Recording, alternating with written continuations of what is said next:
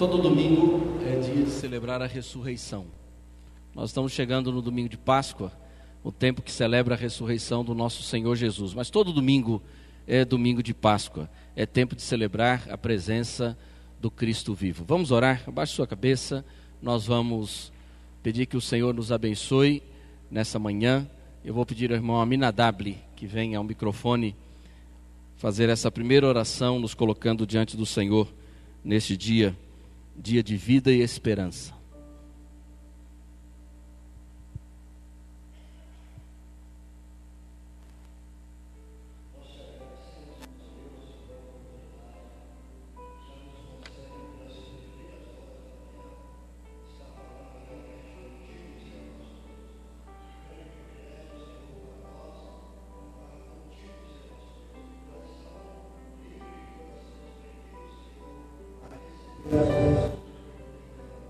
A cada um de nós. Nós te agradecemos, nosso Deus, pela liberdade que temos, Senhor nosso Deus, de falar da tua palavra. Nós te agradecemos pelo grupo de irmãos que já se encontra nesta manhã, desejosos, Senhor nosso Deus, de aprender mais da tua palavra. Abençoa, Senhor, cada um de nós. Dirige, Senhor nosso Deus, a nossa vida. Nós oramos agradecido no nome de Jesus. Amém. Dê um abraço, uma saudação quem está perto de você. Veja aí quem que, pelo menos dá o seu bom dia da ressurreição, né? Bom dia da presença do Cristo vivo.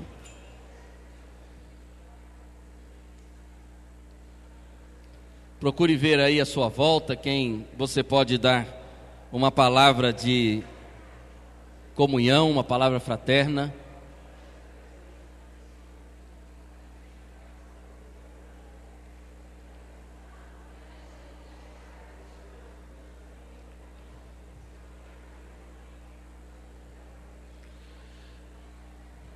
Bem, os irmãos podem sentar. Aos nossos visitantes, nós temos certamente grande parte da igreja, mas temos algumas pessoas que nos visitam. Nós temos um banco ali que foi alugado todo pelos visitantes. Deus abençoe, sejam bem-vindos, viu? Derrame graça sobre vocês também. Irmãos, nós precisamos dar alguns destaques na nossa caminhada como igreja. Eu vou pedir que você pegue o programa que você tem em suas mãos. Próximo domingo, e eu vou pedir que você divulgue isso. Próximo domingo nós teremos um domingo diferente, como temos tido nos últimos anos, que é o domingo da ressurreição, quando nós teremos o café da ressurreição com a ceia do Senhor no domingo às 8 horas da manhã. Então, se você gosta de levantar um pouco mais tarde, domingo que vem você levanta mais cedo. Nós vamos tomar o café juntos e nós vamos participar da ceia do Senhor juntos. Se você nunca participou, como é que acontece? Cada família traz participações para o café, e aí você tem apontado no boletim o que você pode trazer e precisa trazer. Nós teremos um momento de culto lá atrás, sentados à mesa. Participaremos da ceia do Senhor e tomaremos o café juntos. Depois teremos a nossa escola bíblica dominical, o nosso tempo da estação do saber, normalmente. Então nós chegamos mais cedo para dar tempo de fazer o culto antes de tomar o café lá para as 9h30, senão o café vira almoço, né? Que aí faz o culto, todo o envolvimento do culto. Então nós queremos ter esse tempo antes para tomarmos o café lá para as 9h30, termos de 9h30 até 10h30 o tempo para tomarmos o café juntos. E aí depois vamos para o momento das classes. Então a dinâmica é essa. Nós chegaremos, precisamos de alguns irmãos e vários irmãos e irmãs que sabem o que é preparar café para uma quantidade de aproximadamente 200 pessoas, que é a média que tem vindo. Precisamos que algumas irmãs e irmãos cheguem mais cedo, cheguem às 7 horas da manhã, como tem acontecido. Então se você gosta de ajudar, gosta de servir, chegue mais cedo, ajude na preparação do café. Às 8 horas nós começaremos o nosso momento de culto com a celebração da ceia do Senhor. Celebraremos o nascimento, a ressurreição de Jesus, não o nascimento, a ressurreição. Depois tomaremos o café juntos. Essa é a dinâmica, será a dinâmica do próximo domingo. Então todos estão convidados e vou pedir que os irmãos divulguem isso aos irmãos que não estão aqui ou porventura não estiverem nesse final de semana. Próxima terça-feira nós teremos mais uma ceia no lar. Tem aí a indicação da família e o endereço. Vários irmãos têm participado durante a semana, então nós deixamos ainda o convite a uma ação ministrada pelo pastor, corpo diaconal e membros da igreja, que leva a ceia a irmãos que não podem vir, mas a igreja tem as suas dificuldades por questões na área de saúde. Irmãos, nós temos o apontamento aí de uma atividade que está acontecendo aqui atrás, na orelha do boletim, fala sobre o Ministério Infantil que comemora a Páscoa hoje com as crianças. Então é um evento especial, as crianças estão reunidas lá no salão social, onde está acontecendo este evento para as crianças. Temos um apontamento da nossa campanha de missões mundiais, pedimos a atenção dos irmãos para a data que nós temos de encerramento, o nosso alvo, para que a igreja ore e participe e você se envolva de alguma maneira na campanha. Temos uma palavra também sobre o Centro de Formação Cristã, de Vida Cristã, Cristolândia. A nossa igreja está participando efetivamente do trabalho da Cristolândia. Nós estamos hoje com aproximadamente, está apontado aí 10 violões, mas nós já temos hoje aproximadamente 22 violões que serão encaminhados ao projeto Cristolândia para ajudar aqueles internos através da música, né, encontrar aí um pouco mais de estrutura para a caminhada. O professor está aqui, o irmão Léo, que estará ali dando esses cursos, para esse curso de música com violão para o pessoal ali da Cristolândia. Também há uma outra indicação abaixo. Nós estamos chegando e nos aproximando do tempo do inverno e queremos abençoar aqueles homens. Ali nós temos mais de 50 homens, se eu não estiver errado, não chegar a 70, que precisam de muitas coisas. Então a nossa igreja quer participar de forma organizada. Então você tem aí uma tabela de como você pode ajudar com chinelo, tênis, agasalhos, camisas, bermudas e calças. Tem numeração para nós darmos a coisa pensando assim, eu quero dar algo que vai ser útil. Então você tem aí todo o apontamento para uma ajuda organizada. Graças a Deus, nós louvamos ao Senhor pelos ministérios, Ministério de Ensino, Ministério de Missões e Evangelismo, que estão se envolvendo efetivamente para tornar concreto o nosso amor por aqueles homens que precisam muito da graça de Jesus. São várias ações que a nossa igreja tem adotado, nossa igreja, para o seu conhecimento, porque isso sai do seu dízimo, da sua oferta, a nossa igreja já ajuda com o pão que eles comem todos os dias, é doação nossa, né? Então isso para você saber que nós, de maneira efetiva, participamos com o trabalho ali da Cristolândia, e quando você entrega seu dízimo e sua oferta, você está ajudando na alimentação dos internos da Cristolândia e assim em tantas outras áreas como nós temos. Você tem aí os apontamentos dos núcleos, Ministério de Mulheres, e hoje nós encerramos os nossos 40 dias de oração pela igreja, pois terminamos o nosso mês de aniversário das celebrações dos 92 anos da igreja. Irmãos, são várias ações. Eu gostei ontem quando o irmão Ocimar, no encontro de casais, que por sinal foi muito bom, falou sobre a nossa igreja ter espaço para todos os casais se envolverem, pois ela tem ação todos os dias da semana, existe alguma ação da igreja, seja aqui dentro ou seja fora. A igreja tem sempre alguma ação onde você pode se envolver, e isso acaba fortalecendo o seu compromisso com o reino de Deus. Tá bom, gente? Nós vamos fazer um recitativo, conforme temos apontado no programa, porque agora nós vamos entrar só nesse tempo de adoração e edificação. E eu quero convidar você para nós fazermos juntos, vivermos juntos esse encontro com o Senhor. Eu vou pedir para a irmã Beatriz nos conduzir no recitativo bíblico do Salmo 66, do verso 16 ao verso 20. E logo após nós vamos cantar. Nós temos 2 hinos apontados, e nós não cantamos por cantar, nós cantamos para fortalecer a nossa fé, cantamos para adorar, cantamos para também fortalecer a nossa unidade na presença do Senhor nosso Deus. Assentado como você está, nós faremos a leitura, cantaremos o primeiro hino, Um Só Rebanho, conforme citado no nosso programa.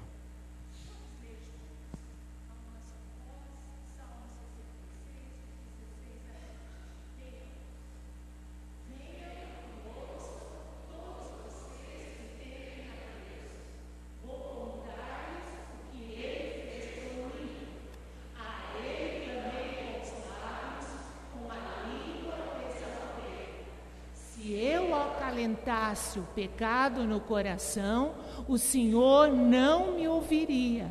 Mas Deus me ouviu, deu atenção à oração que lhe dirigi. Louvado seja Deus, que não rejeitou a minha oração, nem afastou de mim o meu amor. Louvado seja Deus, que não rejeitou a minha oração, nem afastou de mim o seu amor. Nós vamos cantar 2 hinos, 2 primeiras estrofes de um, e vamos emendar no outro. Vamos cantar, eu vou tocar, e os irmãos poderão cantar sem medo, que dá certinho, certo?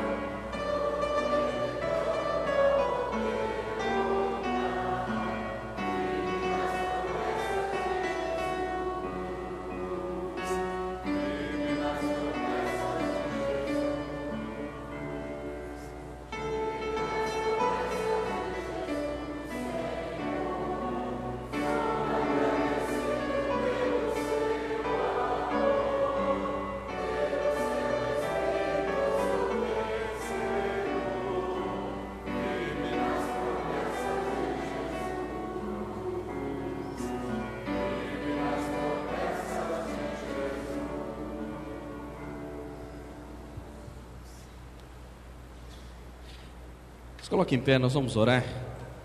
Eu não sei se você tem alguma necessidade para colocar nessa manhã de domingo, mas eu queria chamar você que tem um pedido para vir aqui à frente. Nós não vamos ter tempo para compartilhar publicamente as necessidades, mas vem aqui, pelo menos para nós termos um momento de intercessão, e aí depois nós cantaremos um cântico e vamos assim ofertar ao Senhor.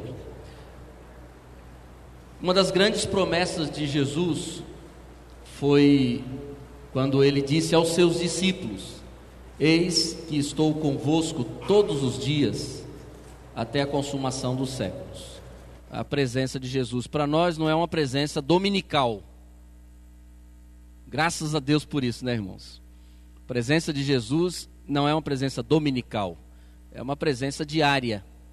E esse que conhece todas as coisas, o salmista, em um dos salmos mais preciosos, todos são preciosos, mas um dos salmos que calam fundo ao nosso coração, é quando ele diz assim: mesmo que não saia uma palavra da sua boca, mesmo que você nem ore, o Senhor tudo conhece. A oração, na verdade, é uma oportunidade que Deus nos dá de exteriorizarmos as nossas angústias, as nossas preocupações, de falarmos com Deus, porque Deus sabe que nós precisamos falar. Para que o nosso interior seja curado, nós não podemos nos calar. Só que uma coisa é você falar para todo mundo os seus problemas, outra coisa é você falar com Jesus, né? Por isso que o texto bíblico, Jesus diz: olha, tu quando orares, entra lá no teu quarto e ali você fala. Ali você pode falar o que você quiser. E o Senhor vai recompensar o seu falar, o seu orar, né? Feche os seus olhos. Diga para Deus o que traz você aqui à frente. Esse é um tempo de intercessão, um tempo de clamor.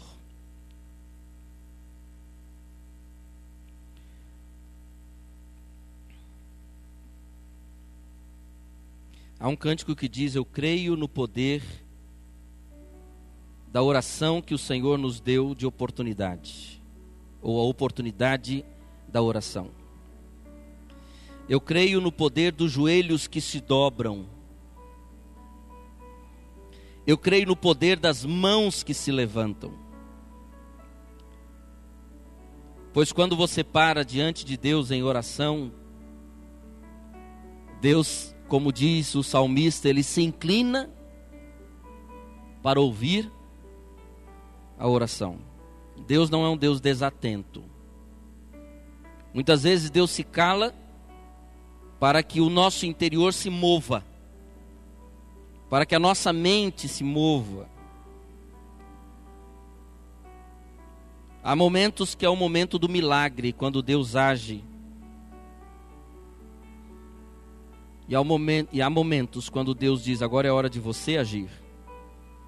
E a oração vai nos sinalizando esses momentos.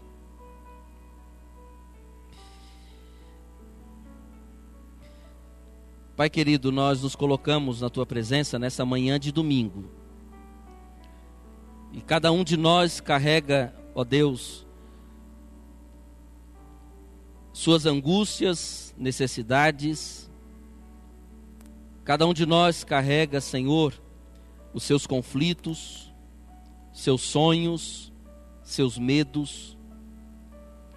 Nós somos assim porque o Senhor nos criou assim, com a possibilidade de vivenciarmos todas as emoções.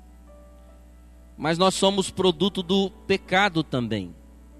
Desde que o pecado maculou em nós toda a bondade, fazendo-nos viver nesta dinâmica das forças negativas, do mal que há em nós.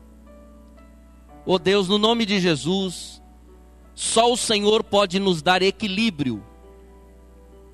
Só o Senhor pode equilibrar as emoções. Só o Senhor pode equilibrar os pensamentos. Quando os pensamentos são jogados como a onda do mar, quando os pensamentos ficam soltos, quando a gente não encontra, ó Deus, um ponto de equilíbrio, só a nossa fé em Jesus Cristo é que nos faz ter esperança. Pai, nesta manhã de domingo, como todas as outras manhãs de domingo, que nos faz lembrar da ressurreição, que nos faz pensar na vida que há em Cristo Jesus, nós falamos com o Senhor, porque nós precisamos não de uma religião, nós precisamos de vida. e precisamos da vida do Senhor. E é por isso que nós falamos com o Senhor. Ó Pai, o Senhor conhece as necessidades que cada irmão e que cada irmã traz aqui à frente nesse tempo de intercessão. Coisas da alma, coisas do coração, coisas da mente, coisas de relacionamento, coisas, Senhor Deus, que envolvem a crença, questões na área da saúde. Ó Pai, no nome de Jesus, o Senhor sabe, o Senhor conhece quais são as enfermidades em todas as áreas, as enfermidades físicas, emocionais, as enfermidades de relacionamento, as enfermidades espirituais, a dúvida que invade muitas vezes, ó Deus, a ação do inimigo de opressão, o Senhor conhece. E nessa manhã nós nos unimos na presença do Senhor e falamos com o Senhor através do nome de Jesus, pedindo que o Senhor estenda as tuas mãos sobre esses queridos irmãos e traga, Pai, a cura que vem do Senhor, aquela cura que restaura por completo as situações da vida, essa cura que muitas vezes precisa passar pela cirurgia humana, muitas vezes precisa passar pela dor, pela angústia, pelo sofrimento, mas que haja cura no nome de Jesus. Ó Deus, ou aquela cura que vem pelo milagre, que a pessoa que chega na presença do Senhor enferma sai já totalmente restaurada pelo poder do Senhor. Nós não duvidamos do teu poder, nós não duvidamos do teu amor, nós não duvidamos da tua justiça, nós não duvidamos da tua santidade, nós não duvidamos do interesse que o Senhor tem pela nossa existência, pela nossa vida e por nós como teus filhos. Pai, é por isso que nós pedimos que o Senhor, através da oração, o Senhor fortaleça as emoções, o Senhor fortaleça a esperança, que o Senhor, ó Deus, no nome de Jesus, vá redirecionando os caminhos, porque precisamos da luz do Senhor, porque diz a tua palavra que aquele que te segue jamais andará em trevas, e se existem trevas, Senhor Deus, é porque o Senhor ainda precisa iluminar o caminho, e é por isso que nós clamamos nesta manhã de domingo. Estenda as tuas mãos de bondade e misericórdia, para que todos, Senhor, todos caminhem na certeza do teu amor, da tua graça, bondade e misericórdia. Nós colocamos em tuas mãos todas as situações e pedimos que o Senhor manifeste o teu poder para a glória do nome do Senhor Jesus Cristo. Nós pedimos isto no nome do Senhor Jesus. Amém. Muito bem, volte ao seu lugar, mas igreja, não se assente. Vamos cantar ao Rei dos Reis, consagro tudo que sou. Irmãos, enquanto nós estivermos cantando, você que trouxe o seu dízimo ou quer dar uma oferta, aproveite esse cântico para o seu ato de consagração.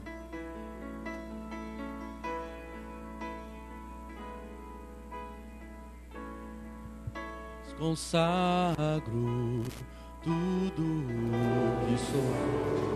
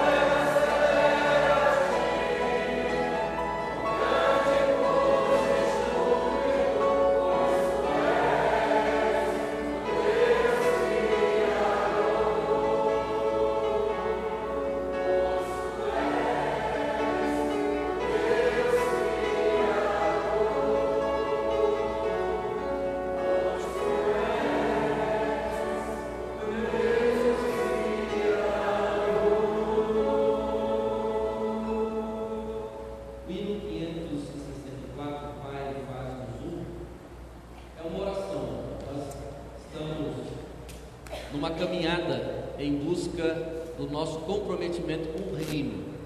E esse tem sido um grande desafio, porque uma coisa é o compromisso com a igreja. A pessoa pode até estar comprometida com a igreja e não ter compromisso com o reino. Compromisso meramente dominical. Agora, quando você sonha em transcender a igreja, aí você já entra na dinâmica do reino. Mas para isso nós precisamos de unidade, ou seja, um ajudando o outro a vivenciar as realidades do reino do Senhor. Vamos cantar esse hino conforme apontado no nosso programa.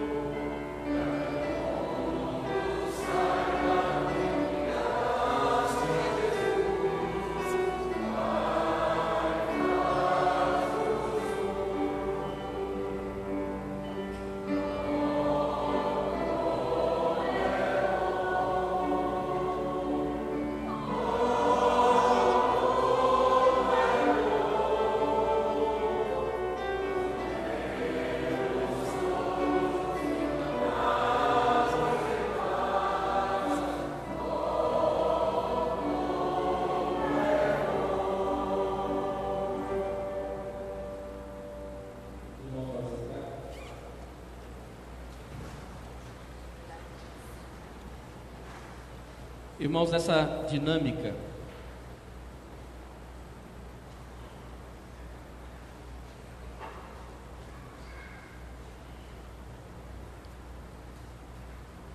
do reino,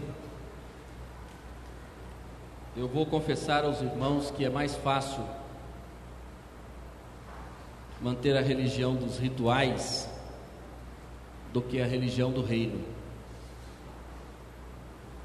A religião do reino, ela nos cobra o tempo todo uma mudança de postura. A religião dos rituais, não, nos cobra o tempo todo uma manutenção de postura. Você aprende um ritual e faz aquilo todo domingo. Você se sente confortável porque todo domingo você fez aquele ritual. Só que o reino de Deus, ele transcende a dinâmica dos rituais. Na verdade, os rituais, eles fazem parte da construção das culturas. A cultura cristã, ela se solidificou em cima dos rituais. E nós que vivemos e somos oriundos de um país católico, e vivemos em um país católico, eu vou pedir que vocês troquem esse microfone, que ele está aqui dando um barulho totalmente estranho, ou resolvam um problema aqui da frente. Aqui, ou a bateria está com problema.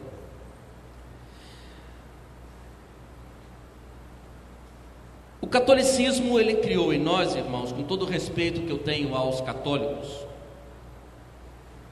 mas ele criou em nós a cultura dos rituais. Você vai na igreja, você cumpre uma prática religiosa e você se sente confortável por cumprir aquela prática religiosa, justificado a ponto de dizer assim: já cumpri minha obrigação, já fui na igreja. Só que quando eu digo já cumpri minha obrigação, já fui na igreja, este sentimento, ele escraviza, porque quando você não vai na igreja, você não se sente cumprindo sua obrigação e se sente culpado por isso. Quando nós entramos na dinâmica do reino de Deus, nós transcendemos os rituais. Por isso que nós não nos conformamos apenas com uma prática rotineira. Por isso que os cultos ganham outra dinâmica, os encontros nos lares ganham outra dinâmica, os relacionamentos ganham outra dinâmica, porque o nosso olhar não é um olhar de igreja, é um olhar de reino. Só que para viver isso, nós precisamos reaprender a viver. Porque a nossa forma de vida, ela é determinada pela cultura vigente. A nossa forma, o nosso estilo de vida é determinado pelo lugar em que estamos. E uma das grandes bênçãos de Deus na minha vida foi poder andar por alguns lugares e ver como as culturas são diferentes. Por exemplo, na África, a mulher, ela trabalha no campo, principalmente em Moçambique. Você vê a mulher trabalhando no campo e trabalha encurvada, fazendo a colheita. Ela não trabalha abaixada, eu não sei porquê, mas ela trabalha encurvada fazendo a colheita. E quando ela tem o bebê, ela continua no campo. Ela coloca a queca nas costas e coloca a criança nas costas, e ela tem a obrigação de cuidar da criança. Então ela vai para o campo, isso eu ouvi muito, coloca a criança nas costas e encurvada ela vai fazendo a colheita com as crianças nas costas. Você vê na rua mulheres literalmente andando assim, elas são encurvadas. Isso eu ouvi muito. É uma cultura, porque enquanto a mulher está no campo trabalhando, o homem está na rua andando, fazendo os biscates. A criança ganhou uma idade dos 6, 7 anos, ela já se torna responsável pela criança mais nova. Aí a criança sai da queca da mãe e vai para a criança que é um pouquinho mais velha e ficam em casa. O que eu via de criança na rua era impressionante. Isso é cultura, irmãos. Isso é cultura. Isso é uma forma de cultura. É um estilo de vida que para nós talvez não faça muito sentido. Se nós fôssemos pensar em tantas outras culturas com sua forma de ser e fazer. Só que quando nós falamos em reino de Deus, nós não pensamos nisto. Que o reino de Deus tem uma cultura. O reino de Deus tem um estilo de vida. O reino de Deus tem um jeitão de viver. E nós pegamos o cristianismo e encaixamos o cristianismo na cultura, principalmente ocidental. Outro estilo, andando no Iraque, uma das coisas que eu mais vi foram os jovens em pleno calor de 40 graus, com sapato, esse que brilha muito, esqueci agora o nome, como é que é? De verniz, terno preto listrado, camisa e gravata num calor de 40 graus. É chique andar assim no Iraque agora. É chique. Nós que fomos para lá, queríamos andar de camiseta e bermudão, porque a gente não aguentava o calor. E eles andando na rua, tranquilamente assim. Porque agora, a cultura ocidental está entrando no Oriente. Eu lembro que eu estava na Síria, e nós estávamos andando numa rua, numa cidade chamada Latakia, e dois senhores sentados, essa cena eu não esqueço nunca, dois senhores sentados, dois sírios, cara de sírio, sentado assim, numa parte mais alta da calçada, em uma lojinha, né? Isso é muita lojinha. E eles sentados lá, passaram 3 moças, 3 mulheres. Uma com a roupa da cultura local. E 2 outras com calça jeans e bermuda. Os 2 senhores, eu não entendia nada que eles falavam, claro. Mas os 2 senhores falavam e mexiam com a cabeça, olhando para as mulheres. E se elas estivessem com uma mini saia, com uma roupa escandalosa, tudo bem. Eu ia falar assim, também, essa mulherada com essa roupa, os idosos ficam todos mesmo irritados, né? Mas não, calça jeans, camiseta e tênis. Para aqueles senhores, aquilo era uma agressão à cultura deles. E por aí afora, irmãos, isso é jeito de ser. O que acontece? O cristianismo no Ocidente, ele formou em nós uma mentalidade de que ser cristão é ir na igreja. É isso que nós aprendemos. Ser cristão é ir na praça central, na igreja, na missa da manhã. Fomos na missa da manhã, já cumprimos nossa obrigação, estamos bem. Só que nós vivemos mal, porque nós não temos a dinâmica do reino. Ou seja, nós recebemos uma proposta na igreja e vivemos em uma outra cultura, em um outro estilo de vida, em outro jeito de ser. E esse é o nosso grande desafio. Por isso, eu tenho pregado, tenho falado e insistido de que viver no reino de Deus é uma outra dinâmica. E nós precisamos reaprender a viver partindo da proposta do reino. Para isso, eu quero convidar você a abrir o texto bíblico de Mateus capítulo 6. Eu vou continuar no Sermão do Monte, texto que tenho já abordado em várias oportunidades nesse início de ano, agora entrando no 4º mês. Versículo 38 ao 41 é o que nós vamos abordar nesta manhã.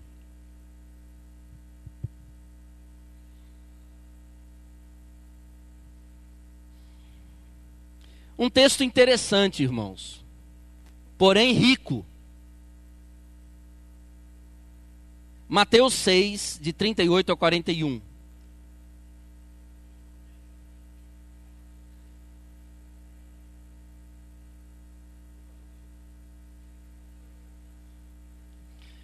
Irmãos, eu falei Mateus 6. É que eu não sei se eu olho aqui ou olho lá. Eu estou querendo dar uma orientação para ele, eu estou aqui perdido. Então vamos resolver duas. Primeiro uma coisa. Eu só preciso de um pouquinho de retorno aqui, porque eu não estou me ouvindo, então eu acabo forçando muito a voz. Obrigado. Perdão, Mateus 5, de 38 a 41. Por isso que eu gosto de vocês. Vocês me ajudam e a gente vai longe. Numa palavra de Jesus, no Sermão do Monte, aos discípulos, isso é uma palavra para crente, irmãos. Não é para o mundo. Não espere isso do mundo. Não cobre isso das pessoas de fora. Mas é para nós. Disse assim Jesus aos seus discípulos: ouvistes que foi dito, olho por olho, dente por dente. Eu, porém, vos digo, ou seja, Jesus traz para ele um novo paradigma, um novo padrão, um novo estilo. Eu, porém, vos digo, não resistais ao homem mau, mas a qualquer que te bater na face direita, oferece-lhe também a outra. E ao que quiser pleitear contigo e tirar-te a túnica, larga-lhe também a capa. E se qualquer te obrigar a caminhar 1000 passos, vai com ele 2000. Um texto interessante, meus irmãos, porque para hoje esse texto parece que não tem muito sentido. Jesus usa 3 exemplos, e aqui é Jesus que usa 3 exemplos, para falar sobre relacionamento. Um grande desafio para nós, porque ele apresenta esses exemplos como princípios de vida. E ele fala aqui sobre o princípio da face, ele fala sobre o princípio da capa, e ele fala sobre o princípio da segunda milha. Princípios que, se aplicados no nosso cotidiano, nos nossos relacionamentos, como igreja, o mundo vai ver e vai falar assim: bom, tem alguma coisa diferente aí. Princípios que, se aplicados por nós, nas nossas relações com o mundo, causará um impacto tremendo. Porque são 3 coisas que o mundo vai certamente questionar se você agir. Então é o que eu quero ver com você nessa manhã, quando Jesus apresenta esses princípios como meio de convivência no reino, de boa convivência no reino. Por alguns motivos, irmãos. A igreja, e aí agora eu quero falar sobre igreja.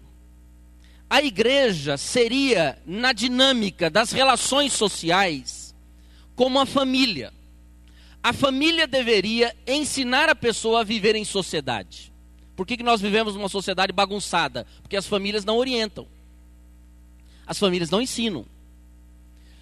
As coisas acontecem na sociedade porque, na verdade, dentro de casa, as pessoas não recebem toda a orientação. Nós transportamos para a escola a responsabilidade do ensino da criança, transportamos para a igreja e vamos passando para os outros a responsabilidade que é dentro de casa. Por quê? A dinâmica é simples. A criança sai do ventre, onde ela está acomodada, no sentido de ela está ajustada a todas as circunstâncias do seu habitat. Ali dentro ela tem tudo que ela precisa. Só que ela sai de lá, do ventre, e ela cai em um outro habitat. Ela cai no seio da família. O problema são que as crianças hoje elas não estão caindo no seio de uma família, porque está tudo meio desagregado. Mas o raciocínio de Deus era esse. A criança cai no seio de uma família. No seio da família, ela aprende o que é viver. No seio da família, ela aprende a amar. Ela aprende a depender. Ela aprende a prestar contas. Ela aprende a respeitar a autoridade.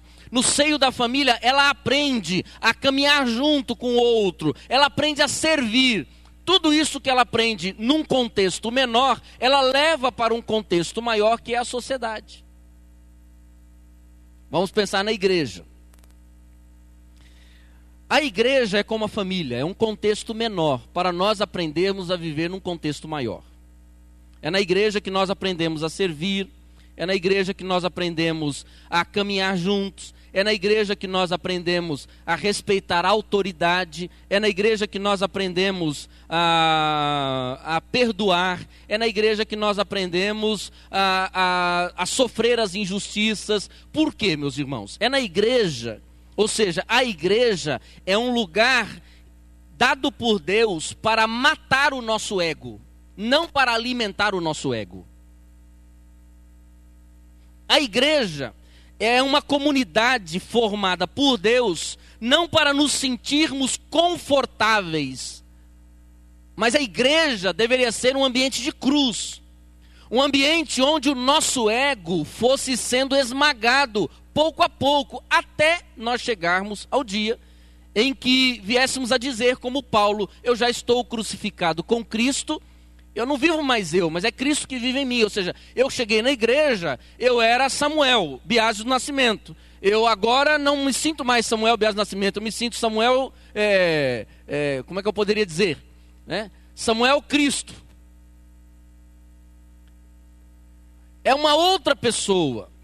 Esta mudança, irmãos, que a gente tem uma dificuldade, irmãos, como pastor eu sofro. Sabe por quê? Porque eu vejo assim, a pessoa se converte e ela entra para dentro da igreja, e eu digo lá na classe de batismo assim: vem para a igreja, fica na igreja, porque você precisa amadurecer. Aí a pessoa se converte, vem para a igreja, e ela percebe que dentro da igreja é um lugar de imaturidade. O maior sofrimento de um pastor é pregar o evangelho, é ver as pessoas se converterem, conseguir levar essa pessoa para a classe de preparação para batismo e dizer lá dentro para ela que ela precisa ficar na igreja para amadurecer, e quando ela entra para a igreja ela vê imaturidade. Isso é a maior tristeza do coração de um servo de Deus. A igreja, meus irmãos, é lugar de nós lutarmos contra o nosso próprio eu. Por isso, eu não posso aqui entrar em toda a dinâmica do Novo Testamento, mas a igreja é lugar onde eu vou confessar o meu pecado ao meu irmão, se houvesse ambiente para isso. A igreja é um lugar onde eu vou suportar as fraquezas do meu irmão, ajudar os fracos, suportar os fracos. A igreja é um lugar onde eu vou orar pelo outro, onde eu vou aprender a perdoar, onde eu vou aprender a servir. É na nossa relação como igreja. Aí Jesus diz aos discípulos: olha, vocês, para viverem o reino, vocês precisam aprender 3 princípios. O princípio da face, da capa e da segunda milha. Vamos pegar cada um desses princípios e fazer uma aplicação para nós. O primeiro princípio é o princípio da face. Versículo 39, Jesus diz assim: olha, a lei diz olho por olho, dente por dente, porque na verdade na lei, se você matasse uma pessoa, você pagaria com sua própria morte. Na lei, se você roubasse alguma coisa, algo seria tirado de você. Mas Jesus vem e diz o seguinte: olha, eu agora vou mudar o negócio. E Jesus tinha autoridade para mudar, viu, irmãos? Porque Jesus era Deus. Ele diz: eu, porém, vos digo, não resistam ao homem mau. Não resistais ao homem mau, mas a qualquer que te bater na face direita, oferece-lhe também a outra face. O que significa isso? Qual é a ênfase que Jesus quer dar com essa questão da face? Esse princípio ele aponta para a necessidade, meus irmãos, de nós evitarmos o espírito de retaliação, procurando vingança a respeito de qualquer ofensa ou dano que nos tiverem feito. Isso é dar outra face. Dar a outra face é você reconhecer que mesmo que você sofreu uma injustiça, você volta a andar com a pessoa correndo o risco de sofrer uma nova injustiça. porque sabendo de que nós ferimos o coração de Deus, mesmo assim Deus anda com a gente, sabendo que Ele corre o risco de nós ferirmos a face dele de novo. Isso é reino. A retaliação, meus irmãos, é um instinto natural, porém ele é carnal. Fez comigo, eu vou fazer também. É o desejo de vingar o mal sofrido. Nós retaliamos em algumas circunstâncias. Retaliamos quando não olhamos na face de quem nos magoou ou nos ofendeu. Me ofendeu, eu não olho mais para ele. Retaliamos quando falamos mal de quem nos ofendeu. Retaliamos quando revidamos o mal sofrido. Isso é retaliação. E retaliação é pecado. E irmãos, o que eu mais vejo como pastor, na sociedade e muitas vezes na igreja, é o espírito de retaliação. E quando Jesus diz dar a outra face, Ele está dizendo, evite o espírito de retaliação e vingança. Por quê? O apóstolo Paulo reforça, meus irmãos, no capítulo 12, versículo 19, você pode abrir na sua Bíblia, em Romanos 12, 19, quando Paulo, usando, claro, a inspiração do Espírito de Deus, ele diz assim, não vos vingueis a vós mesmos, amados. Romanos 12, eu estou ouvindo que os irmãos estão virando as páginas da Bíblia. Por isso que a Bíblia no celular tem um lado negativo, tira o som da folha, né? A gente acostuma, é um som bonito ver o povo virando e correndo atrás do texto. Romanos 12, 19, grife na sua Bíblia que você pode precisar durante a semana para os encontros nos núcleos. O apóstolo Paulo, falando sobre renovação de vida, ele faz várias exortações, e uma delas ele diz assim, não vos vingueis a vós mesmos, amados, mas dai lugar à ira de Deus, porque está escrito, minha é a vingança, eu retribuirei, diz o Senhor. Vamos resumir esse ponto. Se alguém fizer algum mal contra você, não vá retaliar o que a pessoa fez. Dê a outra face. O mundo não faz isso. Mas dê outra face. Não fale mal. Não tente fazer a mesma coisa. Não mude de calçada. Não vire o rosto. Eu preciso, se eu levei um tapa em uma face, eu preciso correr o risco de levar um tapa na outra face. Na verdade, a grande ênfase de Jesus é correr risco. Sabe qual é o grande problema? É que nós temos um espírito de autopreservação. Nós queremos evitar sofrimento. Então, se nós fomos traídos por alguém, ou se fomos injustiçados por alguém, a nossa tendência psíquica é a esquiva e a fuga. Isso é reação psicológica, meus irmãos, reação psíquica. Isso é natural, é instinto de autopreservação. Se eu sei que alguém me deu um tapa na cara, no rosto, do lado direito ou no lado esquerdo, e eu vou encontrar com essa pessoa de novo, a minha reação carnal, e não é pecaminosa, ela é carnal, natural, é esquiva. Eu quero fugir. Nós queremos fugir do sofrimento. A reação que Jesus fala é uma reação que nos leva primeiro à morte do nosso eu. Ou seja, eu recebi do Aminadab um tapa no meu rosto e de repente eu vou passando na calçada, no corredor da igreja, e eu olho para o Aminadab, chegando ali, a minha reação natural fala assim, eu volto, eu acho que eu vou no banheiro. A vontade vem logo. Você está passando na calçada, no calçadão da Batista, você vê uma irmã que falou mal de você, criticou você, a tendência natural, se você ia entrar na mesma loja, você mudar, eu vou na lanchonete, tomar um cafezinho. Essa é a reação natural, só que é pecado, é pecaminoso, e porque isso não ajuda em nada. Então Jesus está dizendo o seguinte para os discípulos, ó, te bateram numa face, dá outra. Agora, para não correr o risco de você não querer falar com a pessoa, já dá logo outro, fazer pum. Então faz o seguinte, já adianta o negócio, dá aqui também. Porque quando você na dinâmica de Jesus, e Jesus é interessante por conta disso, porque quando você dá a outra face, você se supera, você se vence, porque quando a pessoa faz uma injustiça contra você, você mesmo luta contra a oportunidade e a possibilidade de estar de novo com aquela pessoa. Ele diz, não, você é que tem que dar a outra face. Ele não está dizendo o seguinte, se te derem um tapa numa face, saiba que você vai levar na outra. Ele não fala isso. Ele diz assim, se te baterem numa face, pega e dá outra logo, já para você se vencer. Então assim, bateu aqui, meu filho, já bate logo na outra. Ainda bem que a gente só tem duas faces. O que Jesus está dizendo? Princípio. Evitar o espírito de retaliação. Evitar a vingança. Por conta de quem nos ofendeu. Se fizermos isso, o ambiente fica diferente, fica gostoso. Segundo princípio, é o princípio da capa. Esse é interessante. Interessante por quê? Versículo... Quando eu digitei essa mensagem, eu acho que eu estava dormindo, irmãos. Coloquei versículo 20 aqui, nem versículo 20 tem. Versículo 40. Diz assim, olha, ao que quiser pleitear contigo e tirar-te a túnica, larga-lhe também a capa. Vamos entender o texto. O que Jesus fez? Jesus ofereceu o exemplo de uma situação onde um homem vai no tribunal requerer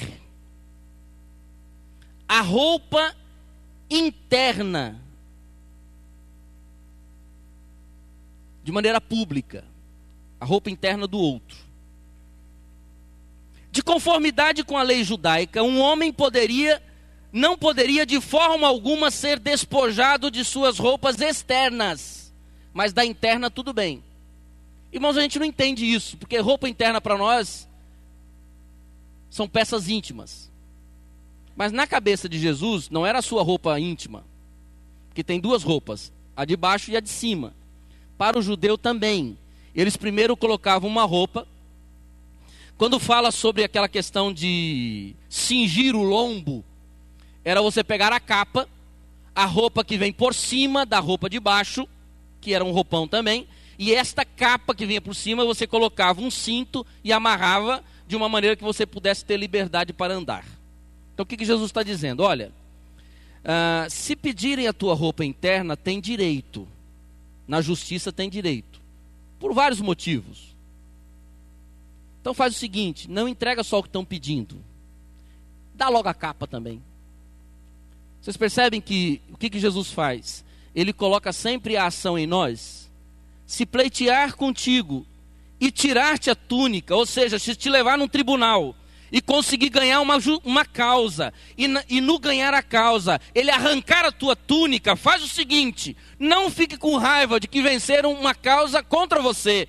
Faz o seguinte, vai lá, entrega a capa também. Sabe qual é o nosso problema? Nossa grande dificuldade, meus irmãos, é que Jesus está lidando com uma coisa chamada direitos legais.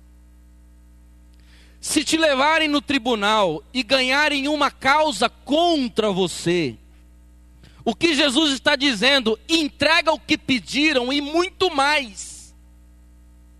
Mas quem faz isso, meus irmãos? Sinceramente, parece que Jesus não viveu no século 21.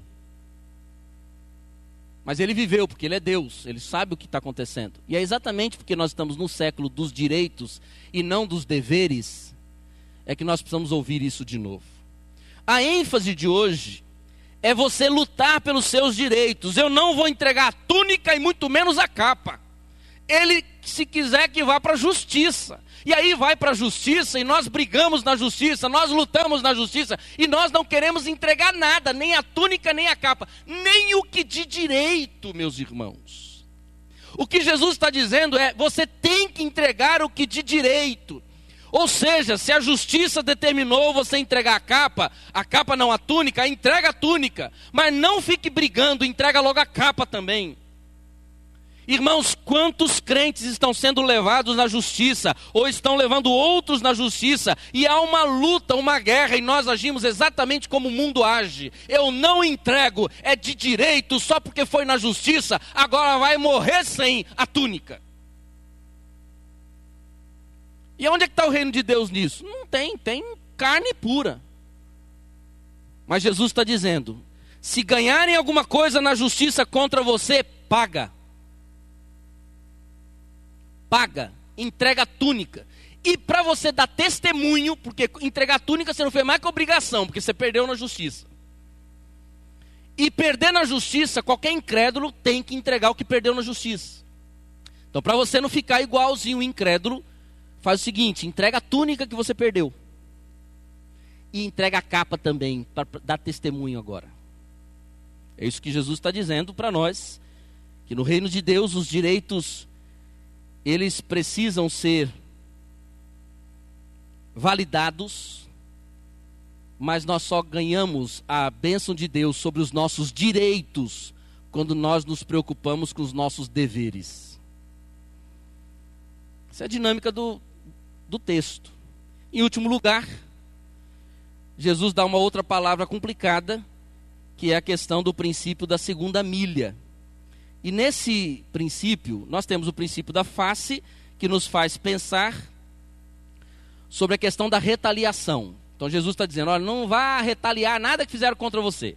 Se fizeram injustiça contra você, você mesmo tem que dar a outra face. Não é que vão te bater de novo, não. Mas você mesmo tem que falar, você já quer fazer? Então já vai logo, já terminamos com essa novela.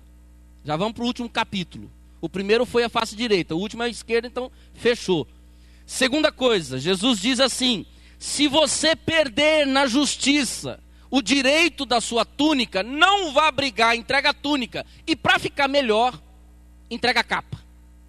Ou seja, cumpra o seu dever, que Deus te abençoará nos seus direitos. E por último, ele diz assim no versículo 41, se qualquer te obrigar a caminhar 1000 passos, vai com ele 2000 passos. Essa questão é interessante porque na cultura palestina da época, as coisas aconteciam da seguinte maneira.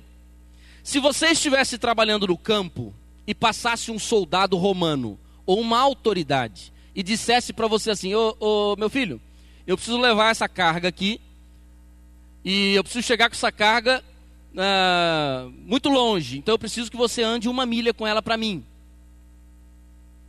Irmãos, o que significava isso? Olha só como é que é o raciocínio. Eles não tinham na época aquilo que nós temos como meio de transporte. Vocês vão entender já já. Eu preciso transportar aquelas 2 caixas e levar para um outro vilarejo. O romano não ia fazer isso. Isso ficou a cargo dos judeus, que eram aqueles que iam trabalhar para os romanos. O que o romano fazia? O romano chegava, uma autoridade romana, e falava assim, ô judeu, vem cá, pega essas 2 caixas para mim, coloca aí no seu jumento, no seu camelo, na sua carroça, ou nas suas costas, no seu lombo, e leva 1 milha para mim. O judeu não podia reclamar. Ele tinha que pegar, levar 1 milha. O judeu estava trabalhando, gente. Imagina você, está trabalhando, aparece um romano e diz assim, para o seu trabalho e vai fazer isso para mim. Você vai falar assim, dá licença, eu estou fazendo o meu trabalho. O judeu parava, pegava, andava 1 milha, colocava lá, aí o romano pegava outra pessoa e falava assim, ô judeu, vem cá, ele trouxe até aqui, volta para o seu trabalho, pega daqui e leva mais 1 milha. O que isso causava na sociedade? Um sentimento de injustiça. Os judeus começaram a se sentir escravos novamente. A mesma situação aconteceu com Simão Cirineu. Quando Simão Cirineu está passando e os romanos pegam e falam, vem cá moço, vem cá, você que está passando, vem cá, carrega a cruz de Cristo aqui. A gente acha que ele carregou a cruz de Cristo porque estava na Bíblia. Não, está na Bíblia porque ele carregou. Não é porque tinha que estar na Bíblia. É porque um romano chegou para ele e falou assim, vem cá moço, como é seu nome? Simão, eu sou Cirineu. Você pode ser até Irineu, meu filho, vem cá, carrega essa cruz para o homem aqui. Aí vai o Simão Cirineu e carrega, ele foi obrigado, diz o texto. Por isso que Jesus diz, olha, se te obrigarem a andar 1 milha, anda 2. O que Jesus está apontando e sinalizando para nós? Jesus estava dizendo, meus irmãos, para nós fazermos além do que estamos sendo obrigados a fazer. Isso significa não fazer só pela mera obrigação. Se eu sou obrigado a andar 1 milha, eu vou andar 2 milhas então. 1 milha eu tenho que andar porque eu sou obrigado. Mas para dar testemunho de que eu sou discípulo de Jesus, eu vou dizer o seguinte: vem cá, moço, vem cá, judeu, carrega essas 2 caixas 1 milha. Carregou 1 milha, agora você pode sair. Não, deixa eu carregar mais uma. Mas por que você quer carregar mais uma? Não, porque eu quero te ajudar. Irmãos, ajudar o inimigo é o que Jesus vai falar na sequência do texto: amai os vossos inimigos, orai pelos vossos inimigos. Jamais, meus irmãos, se um policial te bater e um dia esse policial precisar da sua ajuda, você vai querer ajudar ele, ou você vai fazer o que ele te obrigou. O que ele te obrigou? Você tira o teu carro daí e coloca aqui e fala: não, moço, o que mais o senhor quer? Você quer que eu leve, que eu limpo a sua bota, o seu coturno?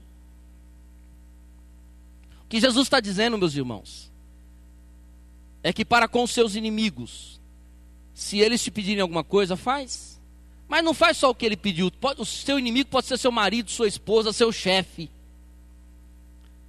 Eu vou fazer só porque ele está mandando, mas eu também só vou fazer isso e vou fazer mal feito, eu vou prejudicar ele. Irmãos, isso é coisa de incrédulo. Isso é coisa de incrédulo. Alguém te traiu a confiança? Alguém pisou no seu calo? Então eu não vou andar nem 1 milha. Mas já que eu sou obrigado a andar 1 milha, porque senão essa pessoa vai me colocar na justiça. Ah não, eu tenho um filho, tenho que pagar a pensão do meu filho. Quanto que é a pensão? É R$300 na pensão? Eu vou dar R$300 porque eu vou prejudicar minha esposa.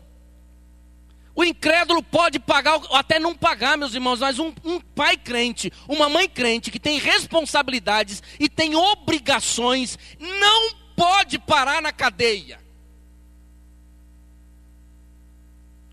Interessante que eu tenho, infelizmente, visto isto. Em São Paulo eu vi uma pessoa que parou na cadeia, crente, porque não pagou a pensão.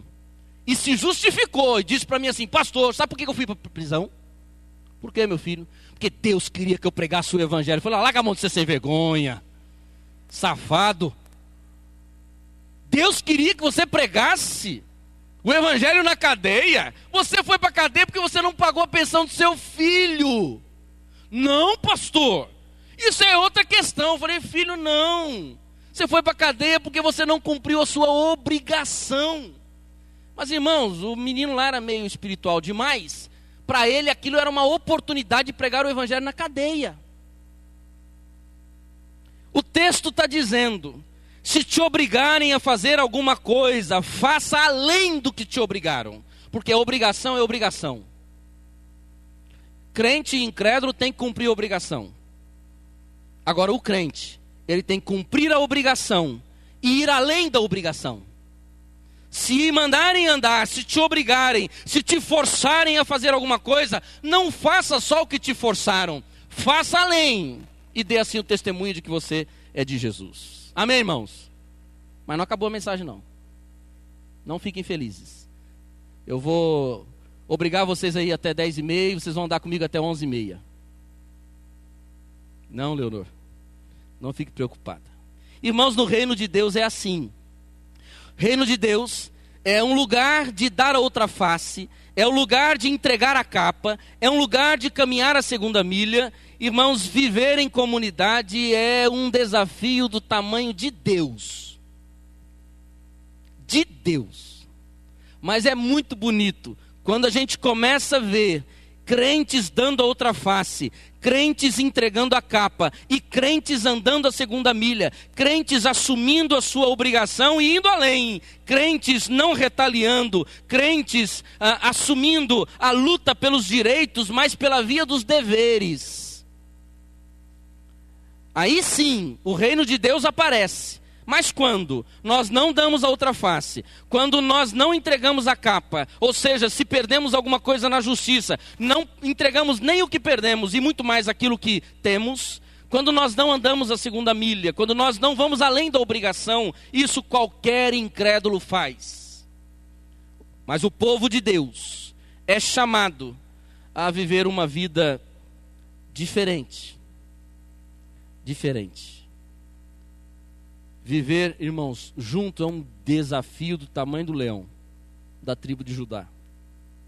E é por isso que, quando os discípulos estavam reunidos, Jesus disse para eles: olha, vocês procurem se amar, porque se vocês se amarem, o mundo verá que vocês são meus discípulos. E esse negócio de amar é complicado, meus irmãos, porque nós aprendemos também, por conta da era do romantismo. Está aí o nosso professor de história, que pode fazer um estudo sobre isso. Nós ganhamos uma cultura. Nós achamos que amor é a mesma coisa que sentimento. Só que amor não é sentimento, amor é atitude. É atitude. E quando eu digo, não, eu amo meu irmão, eu preciso. E quando eu falo muito de amor dentro da igreja, eu fico preocupado, irmãos. Deixa eu dar uma palavra pastoral. Não é nem profética. É apenas pastoral. Quando eu vejo dentro da igreja alguém falando muito sobre amor, eu fico preocupado. Eu não preciso falar que eu amo. Eu não preciso falar que eu amo. Eu preciso apenas amar. Eu preciso agir. Não preciso falar, não, mas eu amo o pastor. Olha, eu amo tanto esse irmão que eu prefiro que ele sente no lado esquerdo e eu sento no lado direito para não ter conflito. Você vê, pastor, como é que eu amo esse irmão? Não, a benção. Eu amo tanto esse irmão que se tiver culto na casa dele, eu nem vou para não dar problema. Olha que amor bonito, meus irmãos. Eu amo tanto essa pessoa que eu já nem oro por ele para não pedir coisa errada. O que Deus quer, meus irmãos, é que nós tenhamos uma prática diferente. Para que o mundo olhando para nós fale assim, nossa, que povo que tem um estilo de vida, uma cultura diferente. A cultura de dar outra face, de entregar a capa, de andar a segunda milha. E assim o reino de Deus vai aparecendo e as pessoas vão dizendo, o que acontece com aquele povo? O que há de diferente? Bom, eles têm Jesus no coração. Pronto, testemunhou. Já abençoou. Já evangelizou. Esse é o grande desafio. Ouvistes o que foi dito? Olho por olho, dente por dente. Eu, porém, vos digo. E eu acho que essa frase, eu, porém, vos digo, é o que muda toda a história. É quando você olha o que Jesus disse e contrapõe com o que a sociedade diz. E assim aparece um novo jeito de viver. Amém? Irmãos, que Deus nos abençoe. E Deus nos ajude a viver o reino, aprendendo pela palavra e na dinâmica dos nossos relacionamentos a viver o que Jesus ofereceu e prometeu. Se coloque em pé e vamos cantar Somos um pelos laços do amor.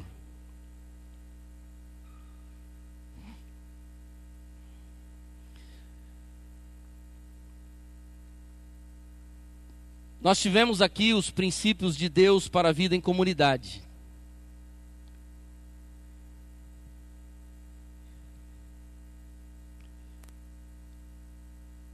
Se nós queremos viver uma vida abundante, precisamos entrar na dinâmica do reino. Nós vamos cantar, orar e vamos para as nossas estações.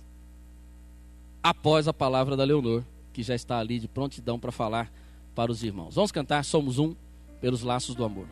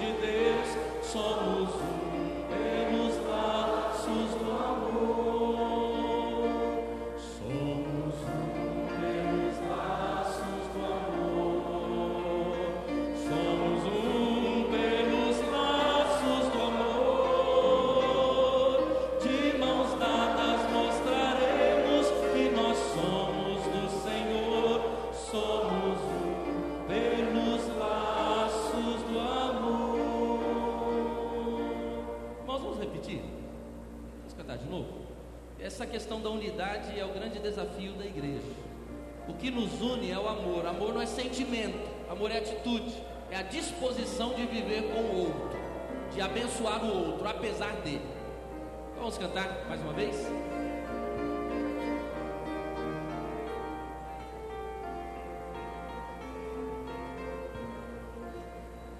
Somos um pelos laços do amor. Somos um pelos laços do amor. Nosso espírito se une ao Espírito de Deus. Somos um pelos laços do amor. Somos um pelos laços do amor. Somos um pelos laços do amor. De mãos dadas mostraremos que nós somos do Senhor. Somos um pelos laços do amor. Feche seus olhos. 3 princípios que precisamos aplicar na nossa vida: o princípio da face, o princípio da capa e o princípio da segunda milha. O desafio agora é você perguntar a Deus: Deus, em quais desses princípios eu estou falhando? Talvez você seja uma pessoa muito vingativa. Então diga: Deus, eu não quero ser tão vingativo, tão vingativo. Talvez você seja uma pessoa que não cumpre os seus deveres, e por isso que Deus não tem lhe dado direitos. Talvez você esteja devendo algo que ganharam contra você. Você pode dizer: Deus, eu quero deixar que os meus direitos o Senhor venha conquistar para mim. São os meus direitos. Deus nunca nos chamou para lutar pelos nossos direitos. Deus sempre nos chamou para cumprir os nossos deveres, para Ele garantir os nossos direitos. Talvez você tenha dificuldade de andar a segunda milha com quem te obrigou a andar uma milha. Você pode dizer: Deus, eu gostaria de aplicar na minha vida este princípio, para que o reino do Senhor se manifeste.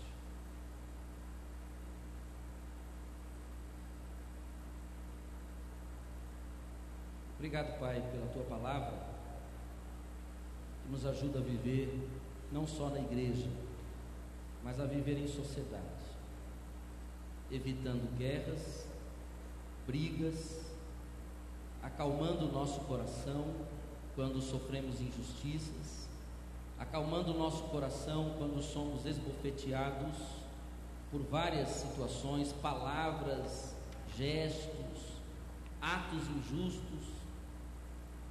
Obrigado, Deus, porque nós sabemos que do Senhor é a vingança, sabemos que o Senhor é quem nos dá toda a condição de um dia recebermos os nossos direitos. Obrigado, Pai, porque nós não precisamos viver na loucura da nossa sociedade, a sociedade que qualquer coisa vai para a justiça, a sociedade que qualquer coisa está brigando pelos seus direitos. Obrigado porque o Senhor é o nosso pastor, aquele que conduz os nossos passos, e é confiando nisto que podemos ser livres, é confiando nisto que podemos ter paz, é confiando nisto que a nossa vida se torna diferente, porque sabemos que o Senhor está no controle de todas as coisas. Ó Deus, aplica essa palavra no nosso coração, pelo poder do Teu Espírito Santo. Nós oramos no nome de Jesus. Amém, Senhor Deus. Vou pedir que os irmãos se assentem, e a irmã Leonor tem uma orientação para o projeto Estação do Saber. Logo após a palavra dela, ela mesma dispensará a igreja e nós vamos para as nossas classes.